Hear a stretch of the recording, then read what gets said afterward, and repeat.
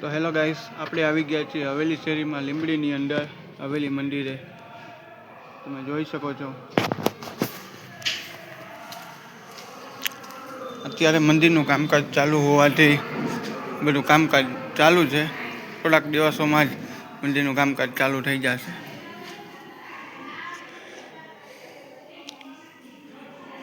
હવે હું તમને અંદરના દર્શન કરાવું મંદિરના.